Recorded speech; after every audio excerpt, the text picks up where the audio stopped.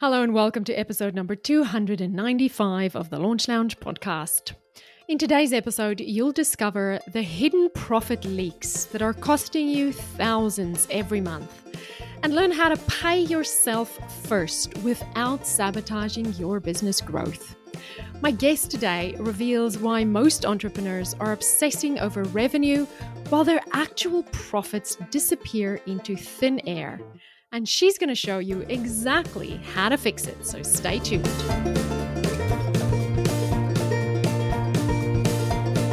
Now, I know that money can feel like a sticky topic, but here's the truth.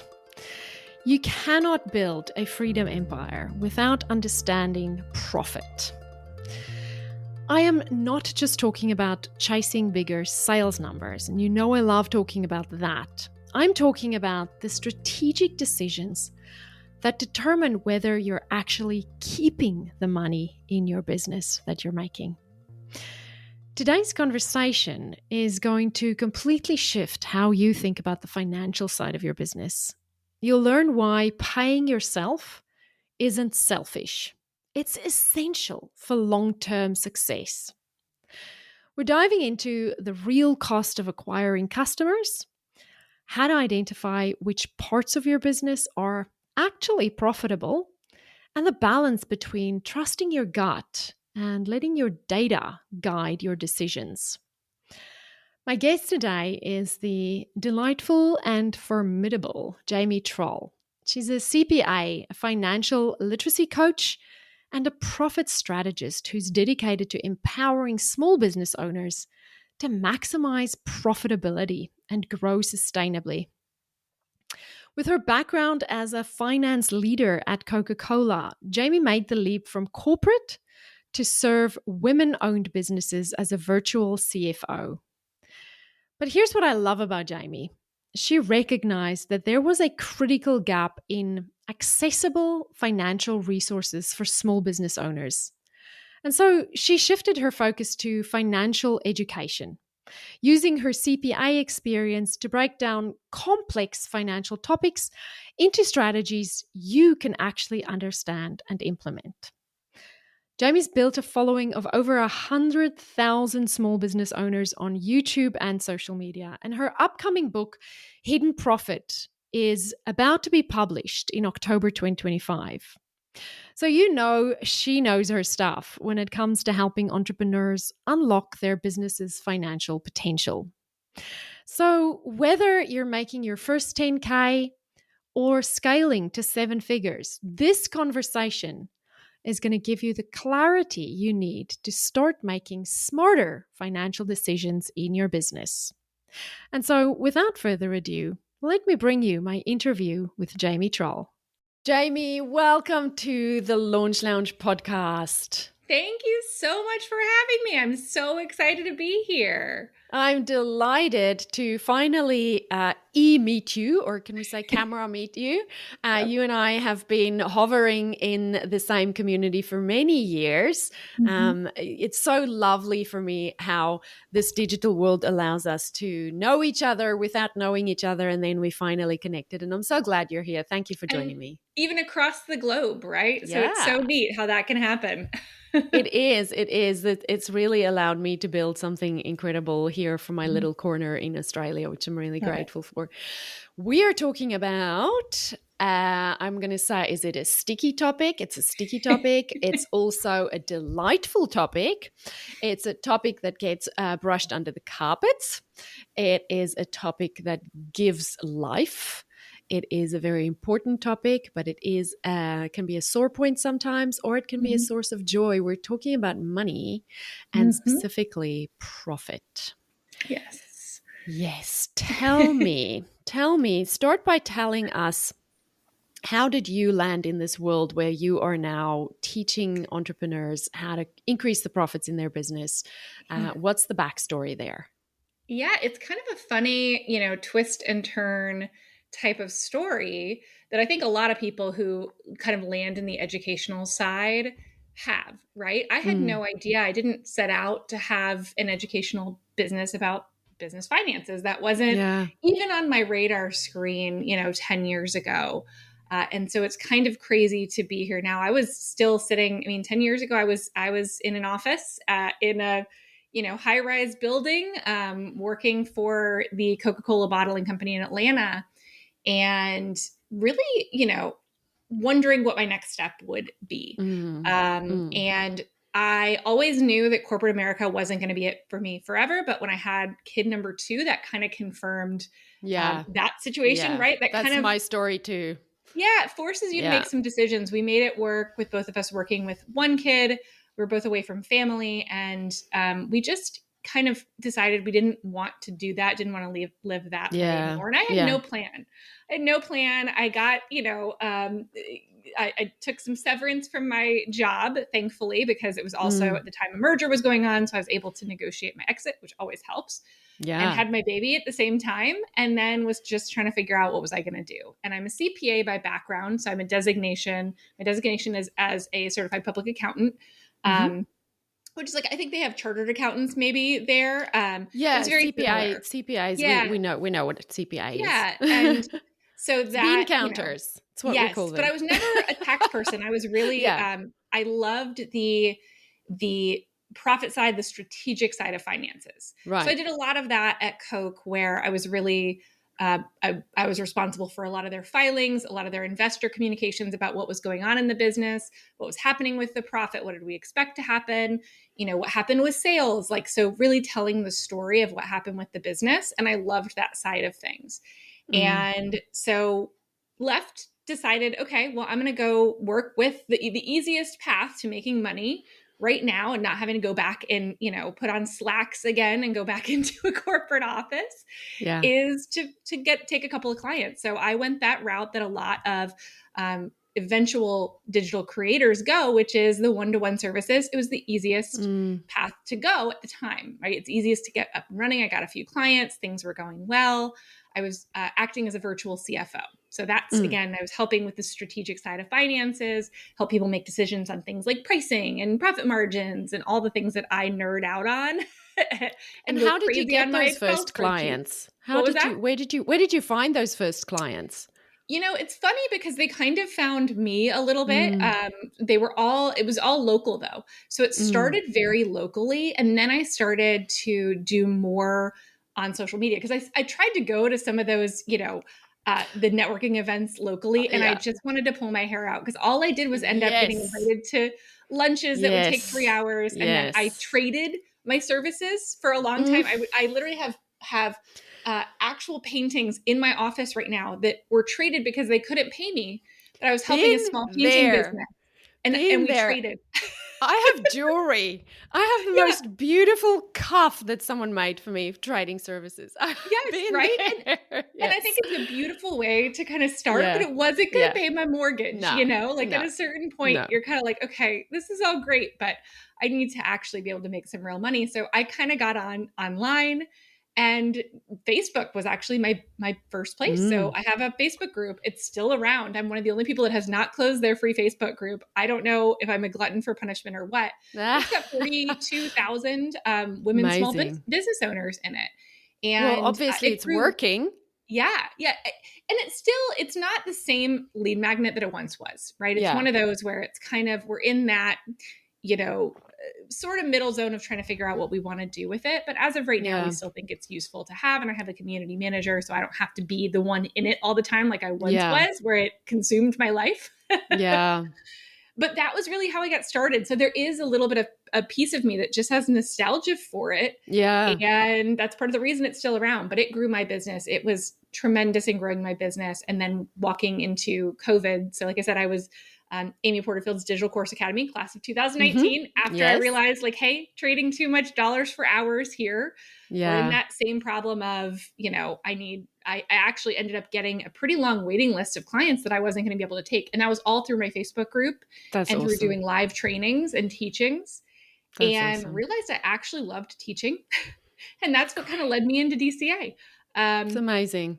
Yeah, and the rest is kind of history. I launched my first course in January of 2020, right before COVID, Oh, and then geez. the whole world. And it was great. It was an Mm, amazing launch. It was a mm, $45,000 launch, which was like great. mind blowing to Mind me. blowing. Yeah. For the Absolutely first mind launch as blowing. well. It's Yeah, amazing. and Well done. I'd been building my list for a long time, but it was mind blowing. And then COVID just blew up my business entirely Mm. in an actually really good way Yeah. I was because going to I say decided, in a good way. Right. yeah, because I Yeah. really pivoted towards just helping business owners. That was the main thing. Yeah. I wasn't even really selling anything during COVID, but Yeah. we know that when you put that, up front and you realize that, hey, I can help people with this. I was helping people navigate the government loans that they were doing and all these Mm, different programs that were new and people couldn't figure out and there was no information mm, out there. So I was live on YouTube every single day. And so that's really I'm very grateful for that time to mm. be able to have shown up and been able to serve. And it Yeah. has come back in a million different ways that I never would have expected. But that's kind of what's gotten me That's here so today, awesome. where it's all education based. I love teaching. I have digital programs. Also part of my income comes from affiliate income as well for Yeah. tools and things like that I review. But it's great. I would never go back. Well, congratulations. Your story does make me nostalgic because I was there for that. I Yeah, remember when Facebook groups were the thing. I it was the had thing. one. It's closed. Yeah. And and COVID was so kind to Yeah. all of us digital Mhm. course creators. It was really last night I was talking to a client and we said in South Africa there's an expression, or in Afrikaans, where it's like if it's raining porridge, we have to scoop it up. Mhm. And I know it sounds weird because, and the direct translation just doesn't come across, but COVID was for us like raining porridge, and Yeah. we're just all standing outside scooping it up. It was really good for us. And the clever ones, like I feel like you went about it a little bit smarter than I did, because my business blew up in COVID as well. But then I burnt out, and I've made so many cutbacks since then. Oh, yeah. So I'm sure you've learned a lot as well. But here you are, and you're still going, and you're getting stronger and stronger, and you've got a book coming out, and we're going to talk about helping people with profits. And so Mhm. yeah, just congratulations. You have a lovely story. I have loved witnessing your growth and seeing where you take things, and it's a joy. It brings joy to me to see that. Thank you. And yeah, I think it's interesting the fact that it was so good for digital creators, but I think a lot of us got in that burnout phase. Yeah. And I know for me, I had like a crisis of identity after all of Yeah. that because I was Yes. working all the time and it felt like a Yes. labor of love. And then when Mhm. everything kind of, got back to quote unquote Yeah. normal, it felt so strange because I was like, was Yes. that what I'm here for? Was that the whole point of me Yeah. being here, was to go through that? And then it's just an adjustment because I think a lot of people pulled back. I definitely did. Mm. I was all by Mm. myself at the time. And now I have a Mm. staff. I have, a team of full-time employees. So it's a very Yeah. different world, but I didn't at the Yeah. time. And so Yeah. it was really hard. I think a lot of people went through like these great years, and then 2022 was a little worse, and then 2023 Yeah. was a little worse, Yeah. right? Yeah. So even Yeah. talking about things like profit, I reinvested a lot after 2021, and then the revenue started dropping. So then I ended Yeah. up myself even in a profit kind of crunch where I finally had the staff to help me, but that increased my costs. And then the revenue wasn't there because it wasn't this, crazy time of everybody being online anymore. And so That's there were a couple of exactly years what there. happened to me. It's Yeah, I think exactly that's a the very same. common pattern and nobody Yeah. talks about it. No, I they think it's a very don't. common pattern. Yeah. Mm. Mhm. And then you almost get despondent. A lot of people went out of, business, decided not to do it Yeah, I anymore, have right? friends who've left the industry Yeah. completely. Yep. And I think part of it is the expectations that have been Mm. set. We go on these webinars, right?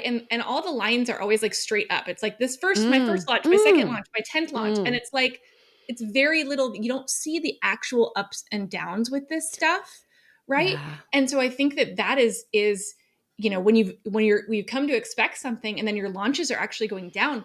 Aren't they always supposed to go up? right? Oh, That's I kind of deal with that. ingrained I in deal us. with that every single day. And Yeah. I recorded a podcast episode and I called it the $2 million problem because Hmm. it shows up for people when there's some people not 2 million, but I started noticing it with 2 million. Yeah. Is that people they just see this up and up and up line and they don't realize that growth is actually an S curve, Yes. especially if for a launch you're going to grow and it's going to take off massively and you're going to scale it and optimize it and everything. And then it's going to hit a plateau. And Yeah. then you need to do something else. Keep Yes. that thing, but do something else to add another revenue stream. That's Yeah. what growth is.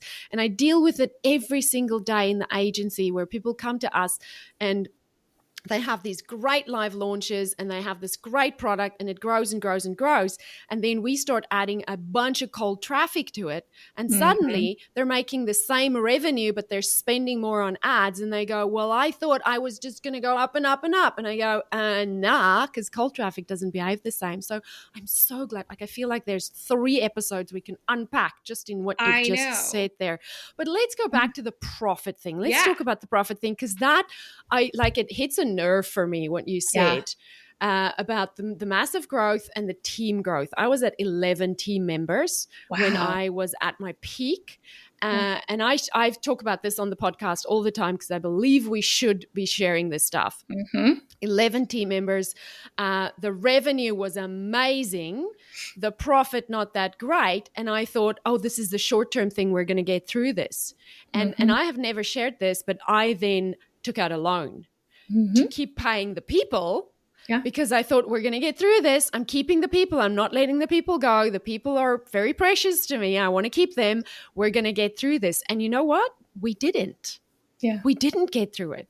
And the Hmm. day I started letting people go, I mean, I'm getting emotional just thinking Uh, about it. It's horrible.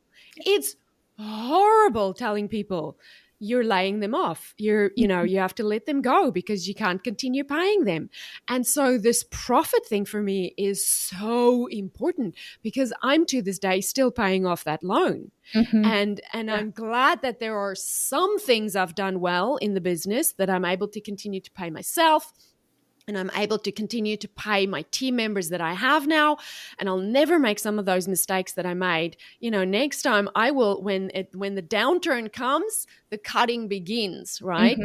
Yeah. So let's talk about profit and let's talk about how much profit do we need to have in our businesses. Mhm. I mean, tell me all the things that we need to know because I know Yeah. now that I should have held on to more of that profit.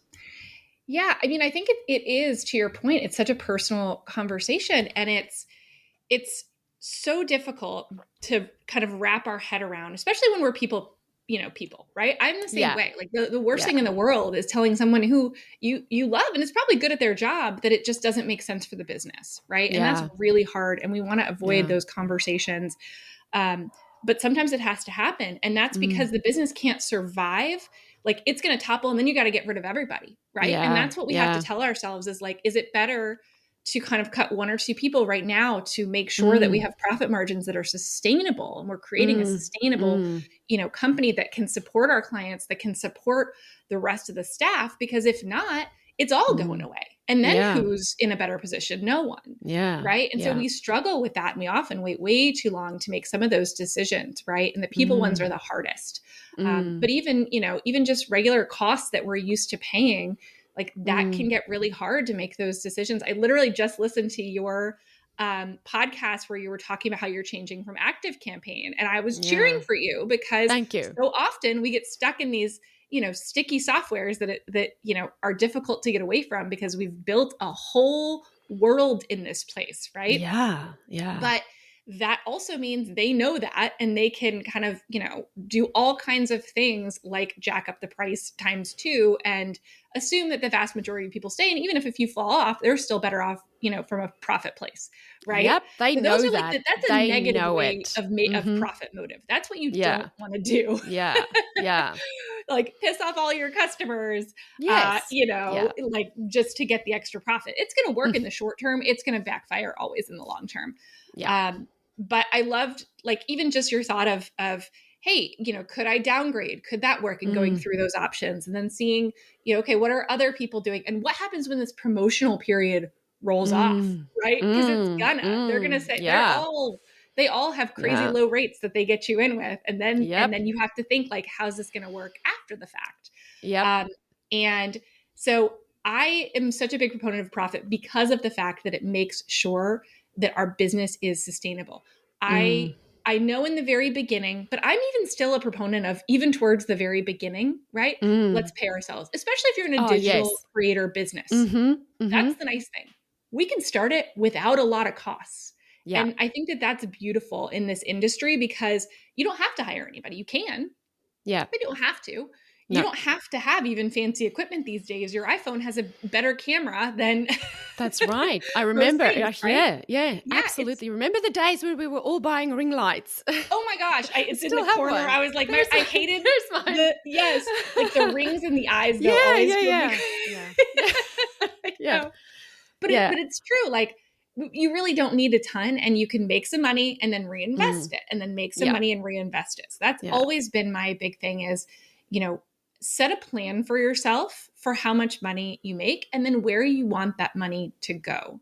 And yeah, one of those needs to be a percentage to yourself. And I do it as yeah. percents. I just think it's the easiest thing.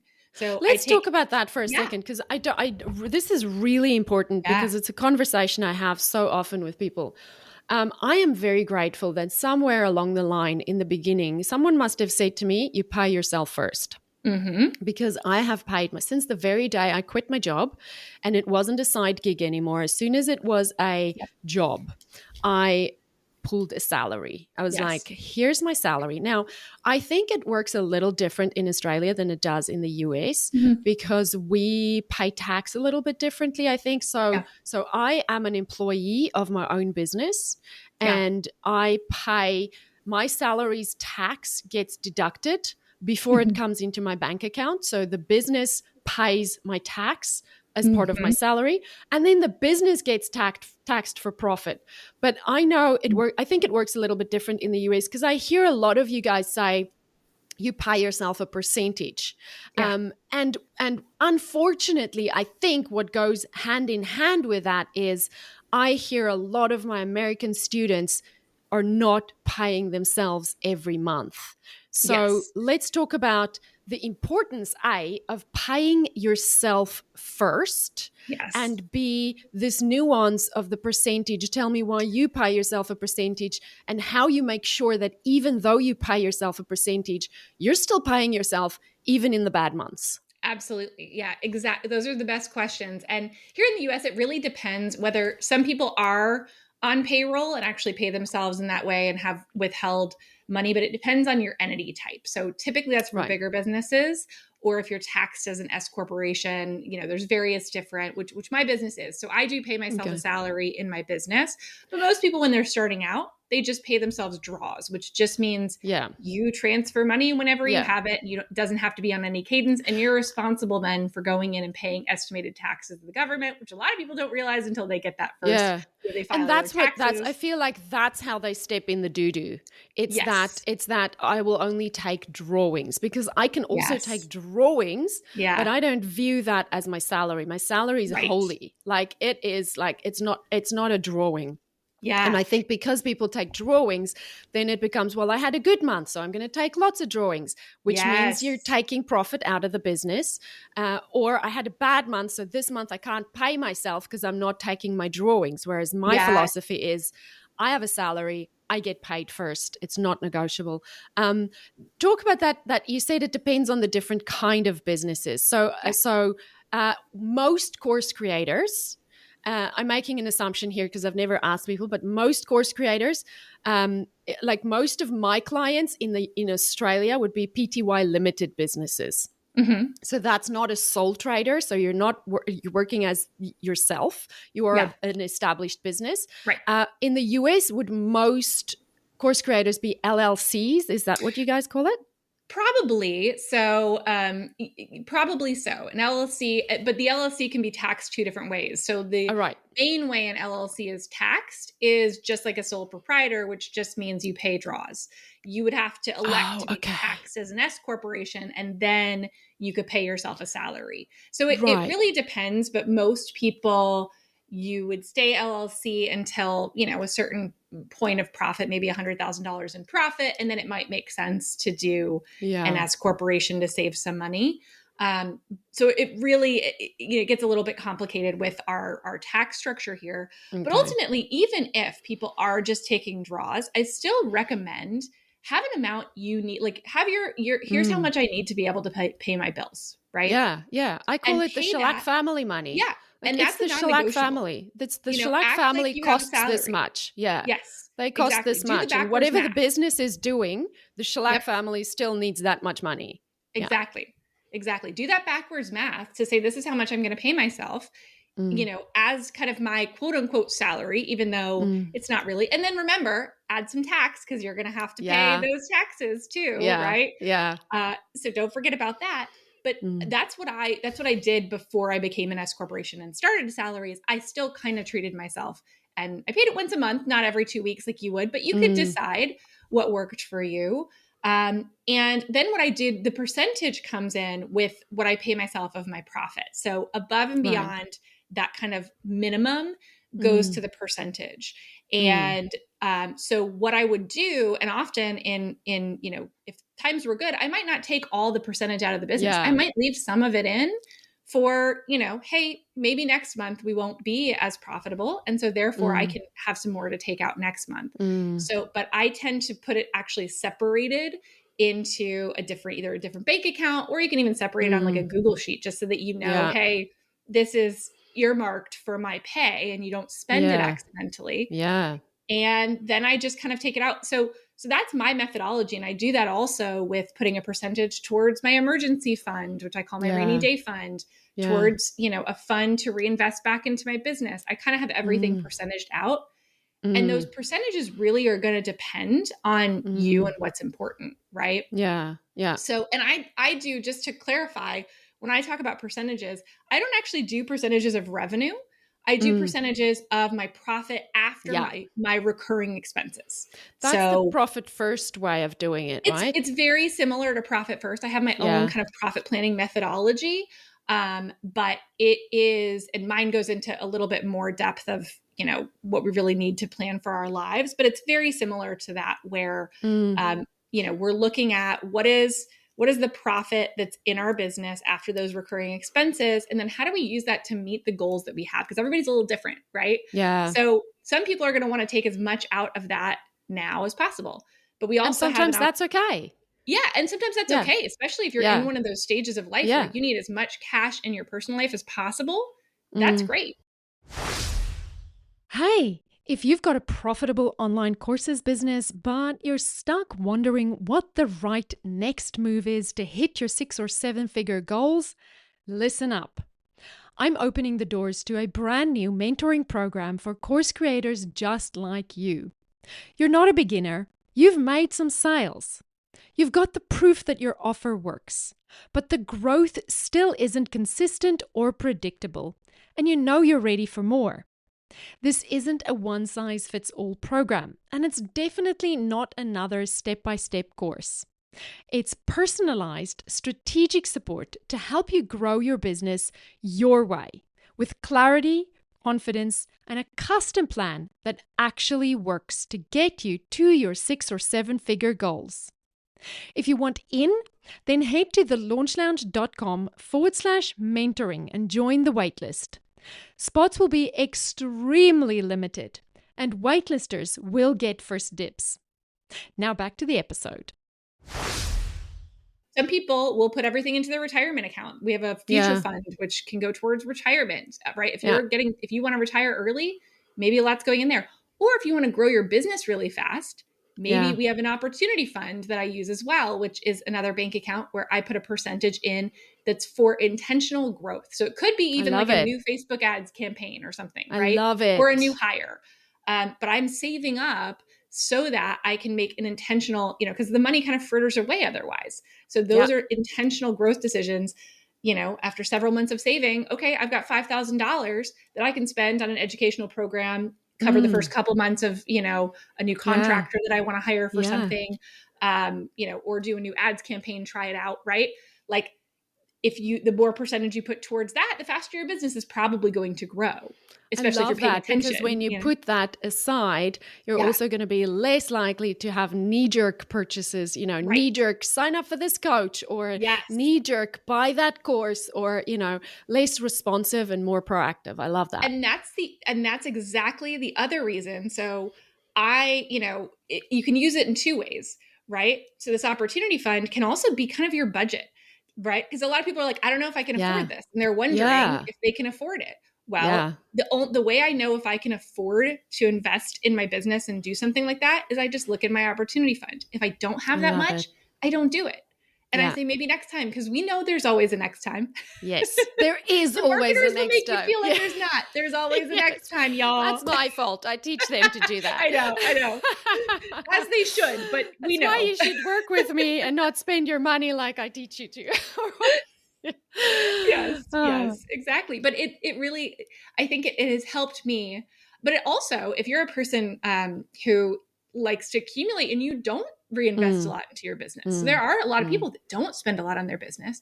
It also can give you that like permission to say like, oh, I've got this earmarked for this purpose. Yeah. And that was actually, I tend to be, I'm a CPA, I'm conservative. I can hoard. I can definitely get into periods where I'm hoarding just in case, right? And holding tight to everything. Yeah. I'm either one way or the other. Like it's.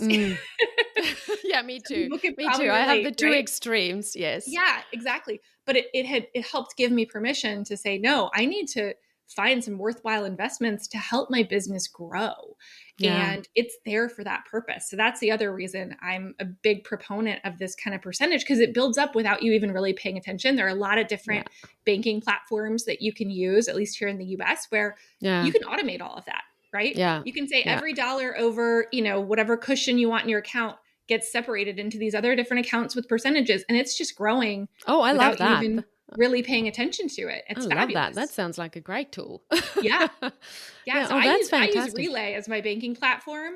Okay. And it has that capability to be able to easily open a bank account with a click of a button, and then just to be able to organize it in a way that keeps you from, really hurting yourself. Right? It's a great.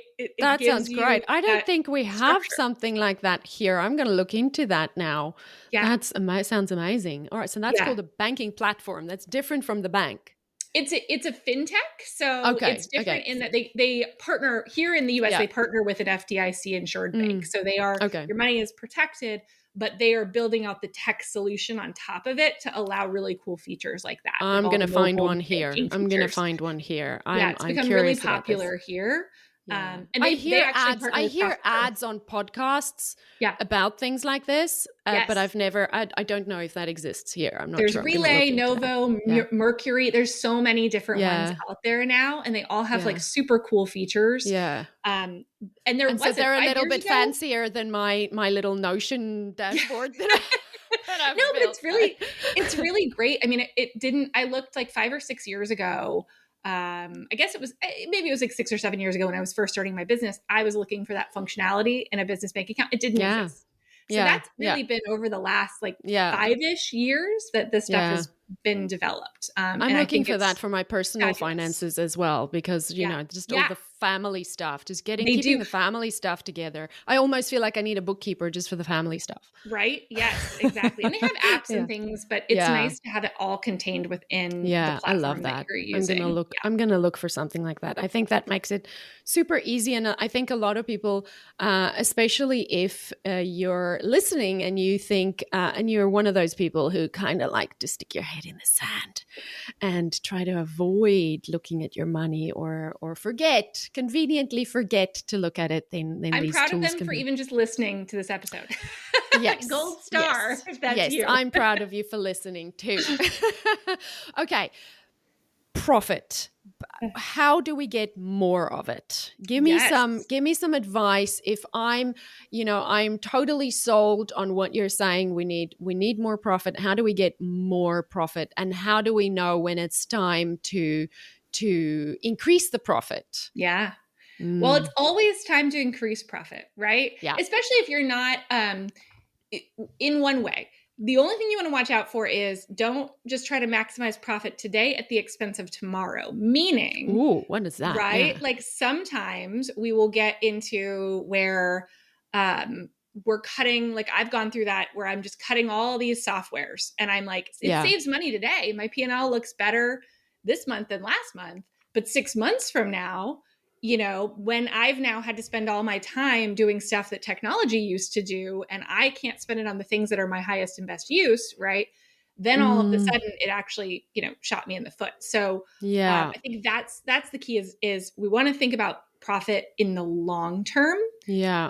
It's important to know, to be aware of profit in the short term as well, Mm, mm, but and not just count on tomorrow, because a lot of people, that's what they do, yeah. right? They're just like, Yeah. tomorrow it'll get better, right? Like you were talking Yeah. about, like we kind of say, like eventually we're going to come out of this. We want to be profitable today, but we want to Yeah. be really profitable tomorrow. Yeah. Yeah. It's Yeah. it's that everywhere you go, there you are thing. Whatever Yes. your problem is today, it's not going to be solved with more revenue. Your profit problem Yes. will never be solved with Never. more revenue because No. you're still going to be you. And that's the thing. So I have in the book, which we'll talk about in a minute, that's coming out in my hidden profit book, I talk about the profit levers. And Mm, and it helps to make it more of an equation. We have to remember that profit is just an equation, right? mm, It's revenue, the money coming in, minus expenses, the money going out, equals profit. That's all it is. So when we mm, think about how do we increase profit? Well, you either find ways to increase revenue or you mm-hmm. find ways to decrease expenses. That's Yeah. what you do. Now, when we think about find ways to increase revenue, we immediately in our mind go to, I just need to sell more. I just need to sell more. I need more customers. Yeah. And if you don't have very many customers, maybe that's where you Mm, need to start. If you're just starting a mm, business, you probably don't have to worry about profit just yet in your first 6 months. You just need to sell some stuff and, make sure that you have a viable product that people want to buy. But yeah. pretty quickly, then it's time to start thinking about the profit side of things. And that's where Mm, volume, if you have razor thin margins, no matter how much you sell, you're still going to feel broke. You're yep. still going to feel broke, right? Yep. If you You're going to be do chasing your not have tail. profit margins, yeah, it has to be built in. So Mm, what I tell people is we have to go through the other profit levers first, and then we can come back to sell more, because then we've mm, maximized, right? Like if we're making, mm, let's just say $1 of profit, right? And then we're selling more, we're spending all of our time spinning our wheels mm, to sell more, and we're still feeling mm-hmm. broke because now we've got $10 of profit, but it's still not Yeah. enough. Versus Yeah. if we're making, $100 of profit off each sale, and then we sell more, all of a sudden that is, you're getting more bang for your buck for your efforts. I So we got to make so sure want we're to, fit first. yeah, I want to amplify what you say because I see that in the agency. I see that with people falling for the lie that Yeah. more ad dollars is going to Yes. give them more revenue, which is going to solve their profit problem. And it's just not Yes. true. It is Yes. just not true. Throwing more money at ads might it will cool down your audience, which might mean you end up making the same amount of money unless you fix your funnel, unless you Yes. fix your marketing. And it's the same thing with that margins. If you can fix your marketing, then you have margin, and Yes. then you're making more money without needing to sell more. I love that. I love that. Exactly. If you're making really thin margins and then you're trying to up it by ad spend, Yeah. you're going to eat away at those margins, and then all of a Yeah. sudden, and I've told this before to a group of people in a conference that I was speaking at. I said I could make $1 million tomorrow, Mm. and I was like, do you believe me? And they were like, no. And I was like, no, really, I could make $1 million I tomorrow. believe you. Yeah. Here's what Yeah. I would do though. I would go Yeah. buy, right, and take a credit card, take a bunch of credit cards, I don't know, take out a loan, whatever, put it on my house, I don't care. And I'd go buy, a million, 1 million and, $100 worth of gift cards. And then I Yeah. go sell them all for Yeah. 10% off Yeah. tomorrow, right? Yeah. And people Yeah. will be like, Right. well, yeah, Yeah. sure, I'll buy a gift Yeah. card for 10. And then all of a sudden I could wave around and be like, I have $1 million business. I didn't tell you I Yeah. spent 1.1 to get there. And that's what we Yep. see a lot in kind of marketing and things like Mm. that. But going back to ad spend, people will do Mm. that. They'll be Yep. like, They look at all of do. the money that I have. And it's like, well, Yes. how much did it cost you Yes. at Yeah. the end of the day to make that? And so that's where Yes. we have to also remember as audience members, you know, take numbers that get put out there with a grain of salt, Yep. especially when they're not We're specific. specifically talking about all of those beautiful posts that goes into Facebook groups Uh-huh. that brags about revenue, that brags about 6 and 7 figures. And just And probably make makes you sure feel it's crappy about yourself and that you're not doing enough. leaves you feeling not good enough, leaves you feeling, when is this going to happen for me? Yep. Only shows half of the information. Just always take it with a grain of salt. Exactly. And so I think that's just the key to really keep in mind is that, there are people who have multi-million-dollar businesses but aren't Yeah. making money and they're Yep. barely able to pay their bills. And Yep. I we see look them. up to them like they're, Mm-hmm. these amazing gurus. Mm. Meanwhile, we might be more profitable. We might be taking a little Yep. more money with our simple Yeah. 1-person, 2-person, 3-person business, right? Absolutely. Yeah. Like, say Yeah. it loud, girl. Say it loud. So it doesn't always have to be bigger to be better, right? Nah. Like that, it Nah. just really doesn't. It has to be profitable. And then Yeah. once you are, again, like if you have a profitable 1-person, 2-person, 3-person business, all right, now it's time. Now let's go. So Yeah. it's, back to your question though about what we can do. It's not just chasing sales. We got to make sure we're priced Yeah. right, right? So Yes. are we pricing our products and services at the right price to make a profit and to account for the fact that there's a cost to acquire a customer? And Yeah. you want to know what that is, right? Mm-hmm. You want to Mm-hmm. have a general idea of what our cost to acquire a customer is and what the lifetime value of that customer is. I And love those are that. things that are going to be really key to your profitability because Mm. if your cost to acquire a customer is $500, but Mm-hmm. you're only making $250 off each customer on average, it's probably not a great deal for you, right? That is so good. That's so good. And that's Yeah, something that in marketing land, I have so many conversations about that yeah, because everybody wants to do better marketing so they can make more money.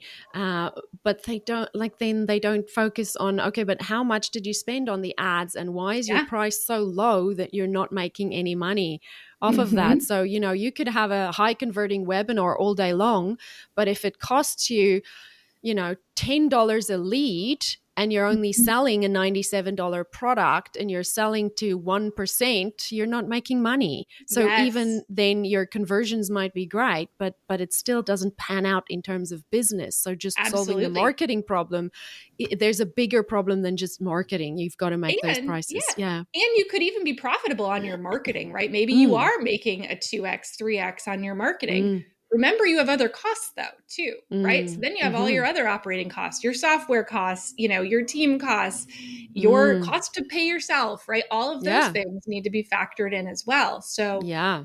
that's where we really have to be looking at the holistic lens of all of this. At Mm, the end of the day, mm. sure, I might be doing more, but am I actually getting more out of all the things I'm doing? Yeah. And so often we find that when we really peel back the layers and look at the numbers, right, we realize, oh, actually this money is taking me all this effort and it's really yielding me not much. And there's probably something in your business that is making you money with a lot less effort, and figuring out what that Yes. is and then figuring out how to really recreate that I love is that. absolutely critical, right? We I do love that like that. once a year. We'll sit down and just look and see, like, not just how much money did we make in each of these. We have multiple different Mm. products, and we also have multiple different divisions now Mm-hmm. of where our money comes from. Mm-hmm. But we'll look at that and also compare it to the amount of effort involved. So are Yeah. we profitable, and how much time and energy did we spend? And we actually moved away, and this was a hard decision, but our signature course, it was we were putting more and more effort and more into the pre-launch runway and doing more and more things and throwing a challenge in and 17 webinars and a 46 email sequence and Yeah. segmenting, and we were getting less results.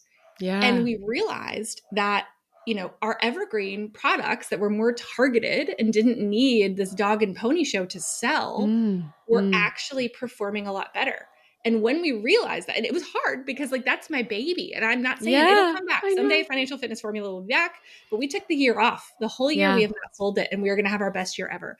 And it was paying attention to the numbers. I gave myself chills on that because I'm Yeah. realizing it was just paying attention to the numbers, sitting down, looking at it, and And making hard decisions that I freed us up to really be able to go forward and make a difference and make a more profitable And business. I want to honor you so much for looking at the numbers and then Yeah, being really honest with yourself and making the hard decision.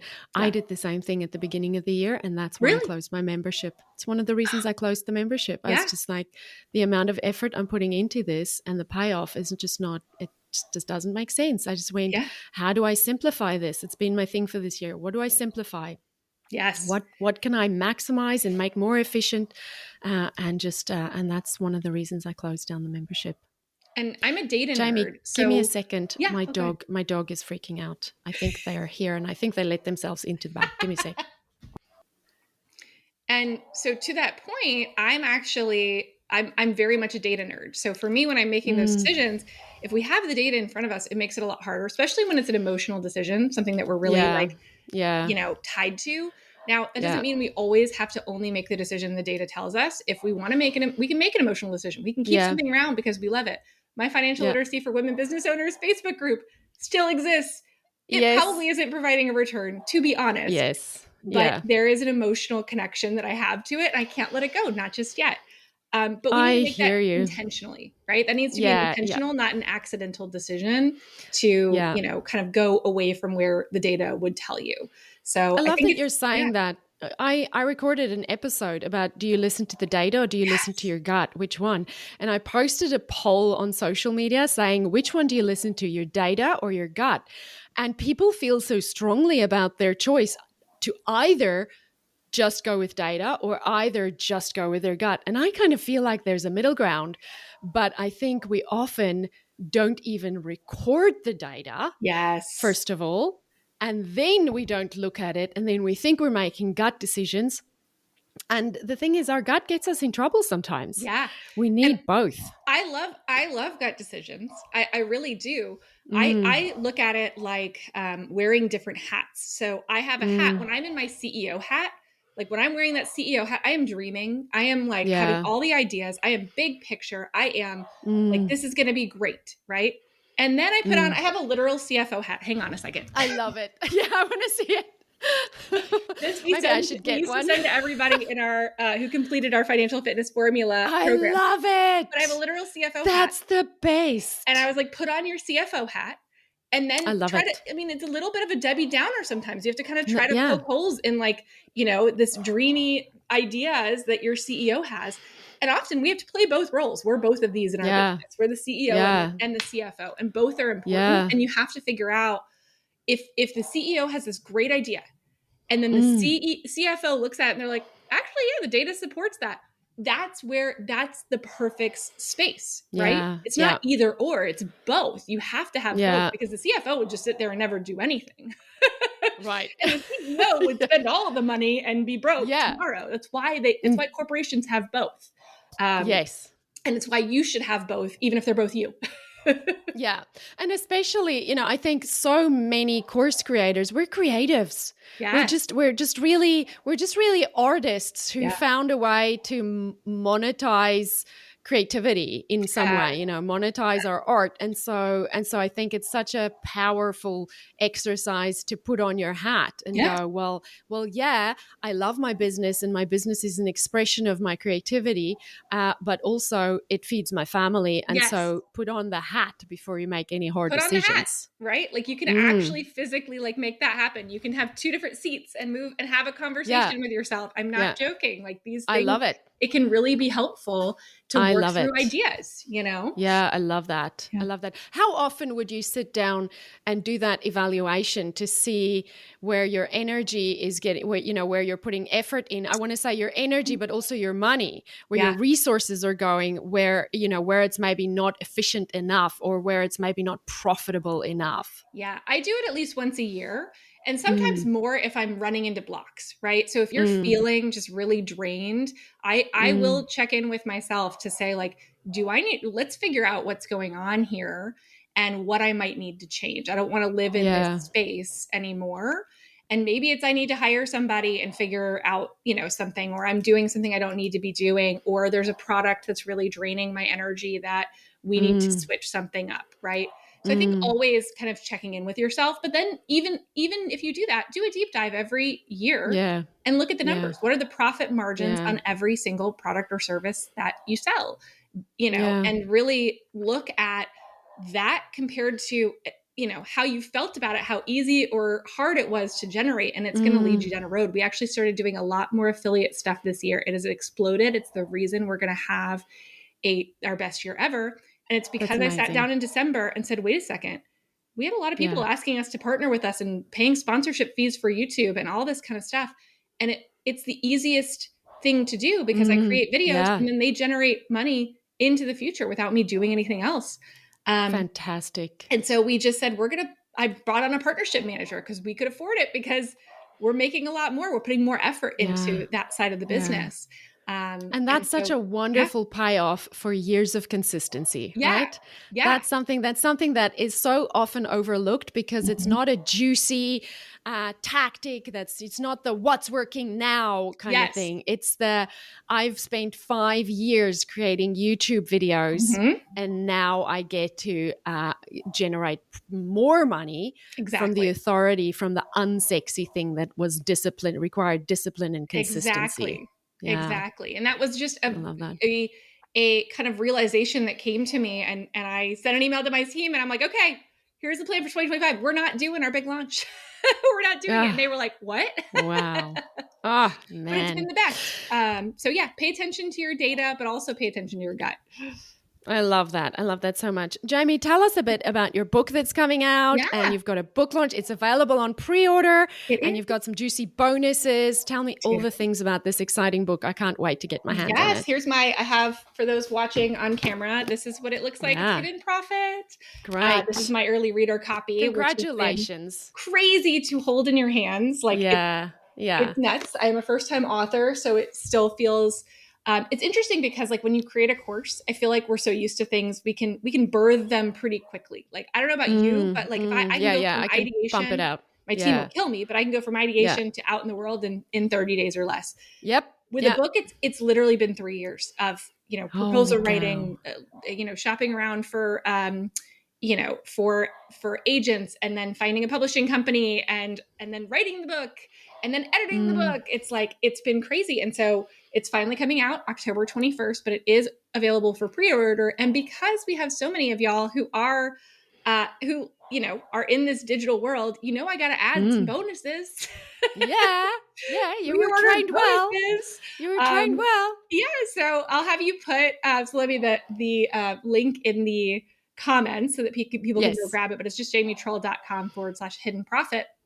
And you can find out all about our bonuses. We have a diagnostic tool to figure out which profit lever you should pull now. So, we talked about making more profit. It really depends on the business. So you can get your hands on that. We're going to have a companion workbook that's also going to go along with the book. So definitely grab the bonuses. They're worth $1 bajillion. We'll just... Yes, do that value stacking. Yes, the value stacking. It's priceless. Yes, but it's really exciting. Well, it will be. It will be priceless because how much, That's true.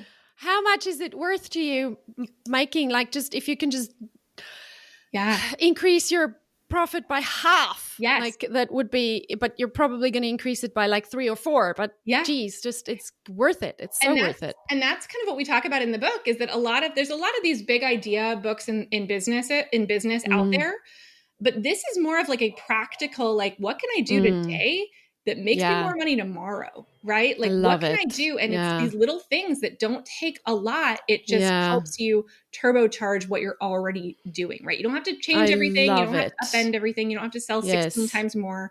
Just making little tweaks and you can find the hidden profit that's already in your business. I love it. Well, I can't wait to get my hands on a book and I'm going to have a special place for it right here in one of my bookshelves with all my finance money.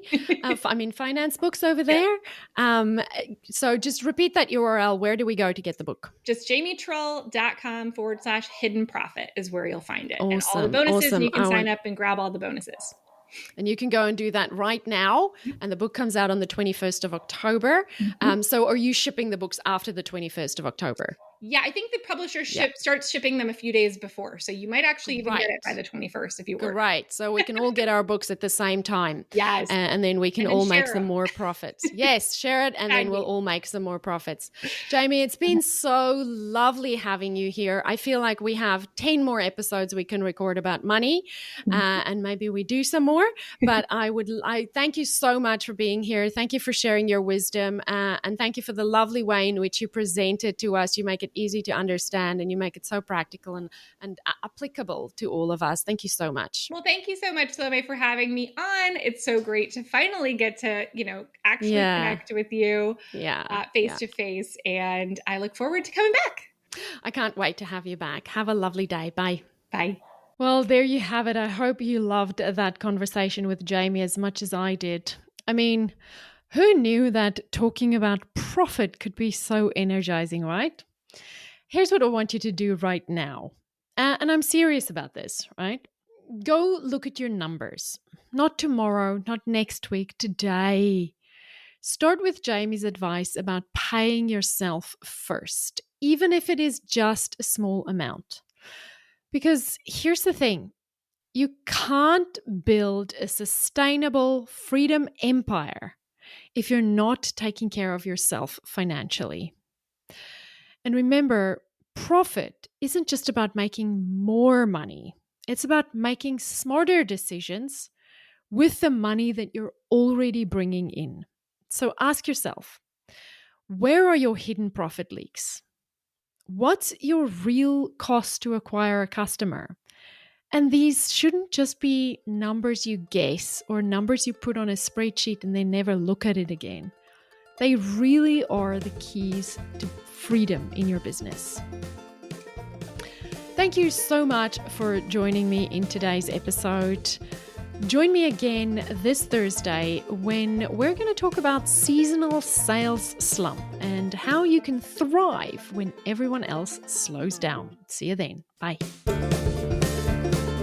If you're loving what we're covering today, I've got something special for you. Right now, and for a limited time, I'm creating exclusive bonus content for every single episode that goes way deeper than what we can cover here on the show. Think actionable worksheets, behind-the-scenes insights, and the tools I actually use to get these results. It's completely free, but it's only available to my email subscribers. If you want to get more actionable help and dive even deeper with me, the only way to get it is to sign up. Head to thelaunchlounge.com/podcast-freebie right now to grab today's bonus content and never miss future episodes' exclusive materials.